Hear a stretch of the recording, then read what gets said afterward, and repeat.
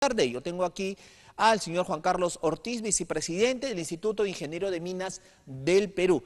Señor Juan Carlos Ortiz, muy buenas noches, bienvenido.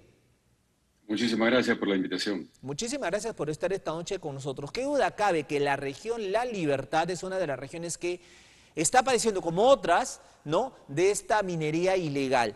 Yo hablaba en el sentido de qué espera el gobierno de Dina Boluarte para enviar esta ley MAPE, como lo llamaban, que reemplace al REINFO hacia el Congreso de la República. Mientras más se demora, más chance le dan al Congreso de implementar o renovar este REINFO.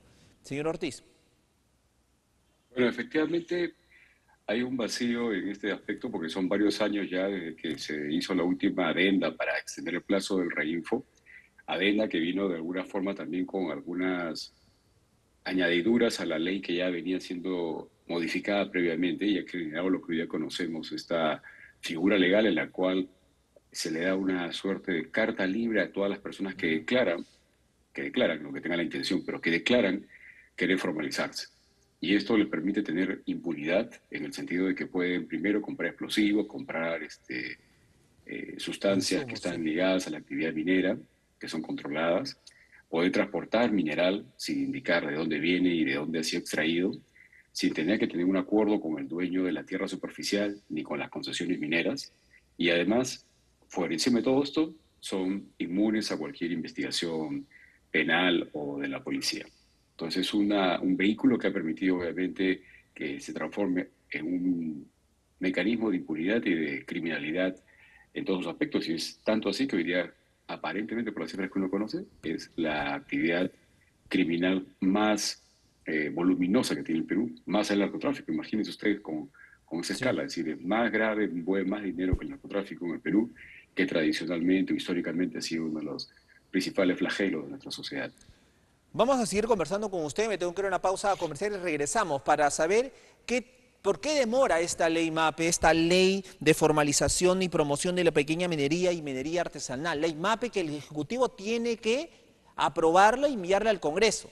¿Por qué la demora? Si ya el ministro desde el 7 de noviembre está diciendo que ya está lista para enviarle. Y el Congreso también, el Congreso no quiere, el Congreso quiere el REINFO. Muchos de ellos, muchas de estas bancadas quieren el REINFo, que ha generado toda esta criminalidad. Nos vamos a una pausa, regresamos para conversar de este flagelo que ya tiene que parar y la ley puede ser una salida. Puede ser. ¿Qué tiene que tener la ley para que sea así? Carlos Ortiz, vicepresidente del Instituto de Ingeniero de Minas del Perú, nos acompaña, con él vamos a conversar respecto a esta ley que todavía no llega, que está ahí en el Consejo de Ministros y que no sale desde inicios del mes de noviembre. La ley de formalización y promoción de la pequeña minería y minería artesanal, la ley MAPE.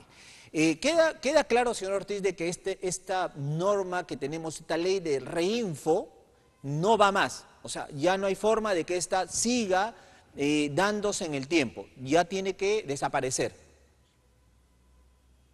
Bueno, para hablar un poco, para colocar cifras, para tener todo su orden de magnitud, en estos últimos años que se ha actualizado este registro de Reinfo y se han registrado las personas que de alguna manera declaran que tienen una intención de formalizarse, tiene un registro de 85.000 personas aproximadamente. De esos, los que han conseguido cumplir con todos los requisitos son alrededor de 2.000. Es decir, podemos hablar de un 2 o 3% de los que se han inscrito han llegado a puerto, han concluido el proceso. Todas las personas que han iniciado han emitido primero una declaración jurada y hasta ahí, en la mayoría de los casos, hasta ahí han llegado. Los gobiernos regionales que están a cargo de esta actividad no han podido verificar si las zonas donde declaran están donde dicen que deberían estar o en algún otro lugar. Y dicho esto es porque en algunos casos, para que tenga un poco más digamos, de color esta noticia, es que hay algunos casos que los reinfos están en el mar o están en otros países, ¿ya? Para darle una idea de lo disparatado de las coordenadas y lo poco que se solicita para que este sistema Increíble. pueda entregar la impunidad o los permisos o los derechos que esto genera. Entonces, claramente con esos niveles de, digamos, falta de control, se ha vuelto un mecanismo pues, excelente para que los criminales puedan hacer de esto pues, un abuso. Ahora, Entonces, sí. Ahora, el REINFO queda clarísimo que como se ha venido dando, tiene la criminalidad y la corrupción de la mano y ha ido escalando a las más altas esferas del poder. Exacto, es que genera además una cantidad importante de dinero, de fondos. Como les comento, no requiere, una vez que contienen esta declaración jurada, se les da un salvoconducto, por así decirlo, para que puedan comprar explosivos, para que puedan transportar mineral que han sacado de algún lugar, para que lo puedan vender, para que puedan, en general, realizar una actividad que no tiene ningún tipo de control. Ellos declaran que sacan de un lugar, pueden sacar de otro lugar, pueden trasladar el reinfo de Tacna a Tumbes impunemente, no tienen que llegar a un acuerdo con nadie. Entonces, claramente, es dinero que no tiene trazabilidad, puede estar muy coludido con otra fuente de criminalidad y ser un lavado multiplicado por dos, más allá del efecto que genera como actividad minera ilegal, acoge, también recibe y de alguna manera convive con otras modalidades de corrupción. Entonces, claramente es una cantidad de dinero que es digamos, el festín de los criminales y claramente genera fondos suficientes, excedentes que pueden tratar de mantener ese status quo, ¿no? Tratando de Correcto, sí. corromper o tratando de mantener esta figura tan ineficiente que se ha creado. Sin embargo, esto tiene el respaldo de algunas bancadas de ahí en el Congreso, de muchos parlamentarios que se han reunido con mineros ilegales. O sea, tiene el respaldo del poder político. Este dinero sucio que se ha lavado, ha ingresado a las campañas políticas, incluso ha financiado candidatos que ahora tienen que devolver el favor. Entonces, y reitero, o sea, este dinero de la minería ilegal ya está llegando también al corazón del poder político en nuestro país. Así es. Entonces, un poco en qué dirección camina esto y en qué dirección debería caminar, ¿no? ¿Qué es lo que esperamos todos con una ley que modifique estos errores que se han cometido en el pasado, ¿no? Especialmente desde el 2021, en el cual no solamente se amplió el plazo por 3 años más, sino que se dio impunidad para que no puedan ser criminalizados los procesos de minería ilegal que se detecten en alguna región del país. Entonces, lo que buscamos o lo que se busca en general es, uno, que no se prorrogue el sistema automáticamente de reinfo, como se ha venido haciendo en anteriores oportunidades. Dos, que la nueva ley trate de limitar o de poner condiciones muy claras a aquellos que quieran realmente ejecutar una minería a pequeña escala, legal y a pequeña escala. Es decir, tienen que tener un acuerdo, por ejemplo, con el dueño de la tierra superficial, tienen que tener un acuerdo con el dueño de la concesión minera, tiene que presentar y sustentar un plan de manejo ambiental y tiene que tener una trazabilidad de quiénes son los dueños y tiene que tener una trazabilidad a dónde van las ventas. Es decir, todo lo que se le pide a una compañía formal, ¿no? Entonces, creemos que esos son los ejes primarios que debería tenerse en un proyecto de MAPE que sea propuesto claramente por el Ejecutivo y que sea aprobado por el Congreso. Pero, ¿por qué la demora? O sea, si se tiene tan claro el asunto, ¿por qué el gobierno está demorando? Yo creo que es un tema de lo que lamentablemente ha ocurrido en todas las transiciones que hemos tenido. El ministro no tiene tanto tiempo en el cargo, es un tema que también de alguna forma jala o explica parte de esta demora, pero yo creo que ya estamos en la recta final. Lo que nosotros sabemos es que esta norma o esta propuesta de norma está ya en Consejo de Ministros, está en la última etapa de la evaluación técnico-legal para que pueda ser finalmente validada y presentada al Congreso. Entonces esperamos que ya en estas semanas que tenemos en noviembre pueda entrar ya a ser evaluada directamente por la Comisión de Minería en el Congreso. Ahora, esto va a tener que ir al Congreso, pero el Congreso tiene otra agenda distinta, que hay una gran posibilidad, y así lo van a hacer, de comenzar a modificar la norma y tratar de por ahí dejar estas ventanas abiertas, y por qué no portones en la ley, para que por ahí se comiencen a aprovechar. O sea, que sea simplemente cambiar el reinfo por ley MAPE. ¿Usted teme eso en el Congreso? Bueno, es una posibilidad ciertamente, Oh, pero también lo que puede pasar, y es algo que también tengo que tener claro, es qué pasa de aquí al 31 de diciembre. Sabemos que el Congreso no sesiona permanentemente y no es el único punto de agenda. Pero ¿qué pasa aquí al 31? Que faltan 6 semanas aproximadamente. ¿Qué pasa si no se aprueba esta renovación? Simplemente la ley actual del REINFO sería expira. lo peor, sí. Y es como algunas veces hemos visto algunos procesos que se van dando prórroga, primero por 2 años, luego por un año, luego por 6 meses, pero tarde o temprano expiran estos procesos que da el gobierno para una adecuación.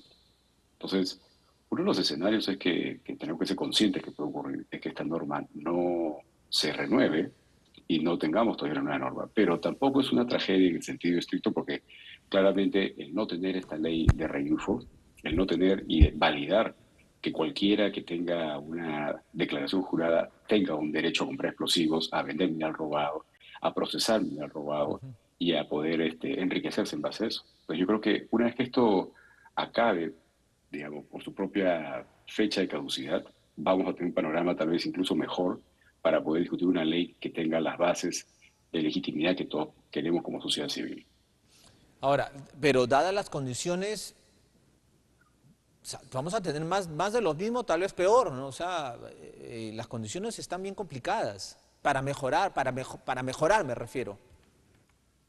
Yo también creo que va a haber una gran presión social. Es evidente que todas las manifestaciones que han habido en diferentes partes del país, marchas hacia el gobierno, tanto el Palacio como el Congreso y el Ministerio de Minas, van a ser parte de lo que vamos a tener en las próximas semanas. Eso creo que no debería ser sorpresa para nadie, ¿no? Pero no creo que eso debería milanarnos en el sentido de que hay que hacer las cosas correctas, ¿no? Creo que si cada vez que un grupo de delincuentes marcha y pretende hacer valer su, digamos, modus operandi y todos como sociedad civil retrocedemos ante esa presión, claramente también nosotros somos de alguna manera culpables de poder hacer que estas cosas sigan creciendo. Creo que lo que nos toca ahora es empezar a desarmar este monstruo que se creó hace 3 años, que ha ido creciendo fuera de control, y empezar poco a poco a hacerlo cada vez más pequeño. Va a ser un trabajo arduo, no creo que vaya a haber una solución inmediata, que esto se solucione en semanas, pero creo que tiene que haber un punto de inflexión. Lo importante es que haya un punto de inflexión donde esto empiece finalmente a ser controlado. Mi última interrogante, señor Oscar, en ese sentido. Eh, este dinero de la minería ilegal, que es mucho mayor que el narcotráfico, como usted lo ha manifestado, señor Ortiz, va a financiar campañas políticas. Y ahí es el meollo del asunto. Ahí está. Mientras más nos acerquemos al 2026, el próximo año es un año preelectoral, entonces muchos candidatos van a querer este dinero para hacer sus campañas. Entonces ahí está la resistencia, ¿no? de aprobar esta ley MAPE, ahí está la resistencia de intentar que se siga ampliando, ahí está la resistencia de sacarle la vuelta a la norma. Y esto como sociedad nos haría demasiado daño si es que esto ocurriera, porque ya tendríamos pues a autoridades financiadas con dinero sucio. No, pero claro que sí. Ese es como cualquier dinero sucio que quiera financiar a un candidato, sea narcotráfico, como lo hemos tenido en el pasado, sea este tema de minería ilegal o cualquier otro modus operandi que esté vinculado a que perpetúe su manera de delinquir. Entonces yo creo que nuevamente eventos como el que ahora estamos teniendo, conversar sobre el tema, informar a la población, que todos entiendan cuál es el problema de la minería ilegal. No es un tema que simplemente ocurre en un cerro despoblado, alejado de No, no, las no, no. carreteras o de los centros poblados. Eso más bien es un núcleo que puede empezar a alimentar problemas que después van a estar en la esquina de la casa o van a estar impidiendo que nosotros desarrollemos nuestra actividad normal como ciudadanos. Entonces es un peligro dejar esa puerta abierta, permitir que eso sea mirar para otro lado y dejar que ese problema siga creciendo, porque tarde o temprano alimentar la delincuencia va a hacer que sea un problema en nuestras casas, para nuestros hijos, para la familia, en cada momento que salgamos a la calle. Entonces es algo que tenemos que todos tener muy claro, que no es un tema que podamos dejar de lado, no es un tema que podamos tolerar, Nos involucra a y es todos, algo sí. que tenemos que estar todos informados claramente para no tampoco permitir que los candidatos vinculados a esta actividad consigan de alguna manera el favor del voto popular, ¿no? Efectivamente, es algo que nos involucra a todos, no solamente a los que se dedican a la minería, no, no. Es un tema que nos involucra absolutamente a todos. ¿Lo extorsionan a usted, señor? ¿Lo extorsionan a usted, señora? ¿Ah? ¿Cuántos dinamitazos hemos escuchado? ¿Cuántas torres de alta tensión se han derribado? ¿No? O sea, ¿cuánto es el traslado de dinamitas y que aparece finalmente en la esquina de su casa? Es producto de esta actividad. Y el Congreso debería acelerar ya, ¿no? La aprobación de las normas, obviamente ni bien reciba del Ejecutivo esto. Señor Juan Así Carlos es. Ortiz, le agradezco muchísimo por estar esta noche con nosotros y vamos a estar muy atentos pues a lo que se produzca en los próximos días en torno a esta ley MAPE.